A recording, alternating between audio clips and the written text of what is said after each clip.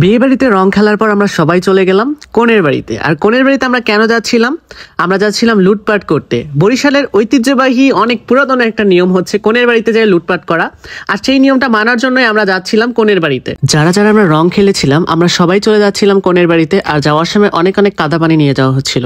আর কাদা পানিগুলো কেন নিয়ে যাওয়া হচ্ছিল? কাদা পানিগুলো এই জন্যই নিয়ে যাওয়া হচ্ছিল যে ওখানে যাদের পাওয়া হবে কনের বাড়িতে তাদেরকে সেই কাদা পানিগুলো দিয়ে টুপ পাড়ানো হবে। ফাইনালি আমরা সবাই চলে আসলাম কনের বাড়িতে। আর কনের বাড়িটা এত এত সুন্দর কি আর বলবো তোমাদের।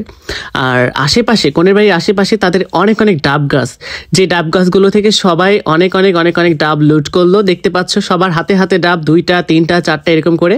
তো আমিও বাদ থাকলাম না। এটা হচ্ছে কনের বাবা হাসতেছে লুট করা দেখে। আসলে ওই দেশের নিয়ম তো। অনেক সময় হয় যে আপনারা অনেকেই কমেন্ট করে জানাবেন যে এখানে আবার হাসার কি হলো বা লুটপাট করা এটা ভালো কি কাজ হলো। তো আসলে ওই দেশের এটা নিয়ম। কনের বাবা এই জন্য হাসি মুখেই সবকিছু দিচ্ছে, এটা ওই দেশের নিয়ম বলে কথা। তো ডাবগুলো আমরা লুটপাট করে নিয়ে গেলাম এবং ডাবগুলো সংগ্রহ করে সব এক জায়গায় রাখা হলো। মোশারেফ মামার কি অবস্থা! মোশারেফ মামার তো একদম চেহারা টেহারা সব ভচকায় দিছে রং দিয়ে। বরিশালের বিয়েতে কনের বাড়িতে সামাজিকভাবে লুটপাটের নিয়মগুলো হচ্ছে এরকমই। আর সেখানে গিয়ে যা পাওয়া যাবে কনের বাড়িতে, অর্থাৎ হাঁস মুরগি গরু ছাগল যা পাওয়া যাবে সবকিছু লুটপাট করে নিয়ে যাবে ছেলের বাড়িরা। তো ওখানে যাওয়া হলো, আর যাওয়ার পরে পায়েস দিল আর মুড়ি দিল সবাইকে খেতে। আর এই মুরগিগুলো আগে থেকে কিনে আনছিল বরের বাবা। তারা জানতো যে আমরা যাবো লুট করতে, যার কারণে সেই মুরগিগুলো আগে থেকে কিনে আনছিল। আর এক কলসি চাউল দিয়েছিল, কিন্তু কলসিটা অনেক ছোট ছিল, যার কারণে ওই কলসিটা সবাই নিবে না বলে চিল্লাচিল্লি করতেছিল। আর সবার মুখে একটাই ধ্বনি, সেটা হচ্ছে গরু। গরু ছাড়া কেউ বরের বাড়িতে ব্যাক করবে না। কনের বাড়ি থেকে গরু নিবে, তারপর সবাই যাবে।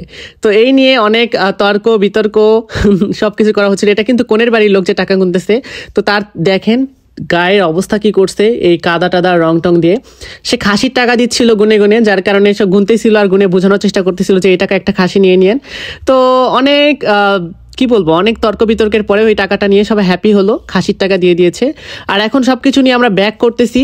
দেখতে পাচ্ছেন বড় কলসির 1 কলসি চাউল এবং হচ্ছে মুরগি ডাব তারপর গরু সবকিছুই দেখানো হবে, যেগুলো আমরা নিয়ে যাচ্ছি। এই দেখুন আমাদের খায়রুল সুন্দরী আপা কিভাবে যাচ্ছে। সে 1 কলসি বলতে গেলে আমরা 2 কলসি আমরা চাউল নিয়েছিলাম। এই কলসি আর আরেকটা কলসি দেখতে পেলেন স্টিলের কলসি, সেটা। কনের বাড়িতে গিয়ে অনেক তর্ক করার পরেও আমাদের কেউ গরু দিল না, যার কারণে বাইরে একটা গরু বাঁধা ছিল, সেটা হচ্ছে কনের বাড়ির গরু। এই গরুটাই আমরা সবাই খুলে লুট করে নিয়ে আমরা সবাই চলে যাচ্ছিলাম বরের বাড়িতে। তো এটাই ছিল বিয়ে বাড়ির লুটপাট। অনেক অনেক বেশি মজা হয়েছে। সবাই যে এত এত ইন্টারেস্টিং ভাবে লুটপাট করা হয়েছে, এত এত কিছু লুট করা হয়েছে, আর কনের বাবা হাসি মুখে সবকিছু দিছে, এই ব্যাপারটা অনেক বেশি ইন্টারেস্টিং ছিল। আমি কোথাও দেখি নাই। বরিশালের নিয়মটা আমার কাছে অনেক বেশি ইউনিক লেগেছে।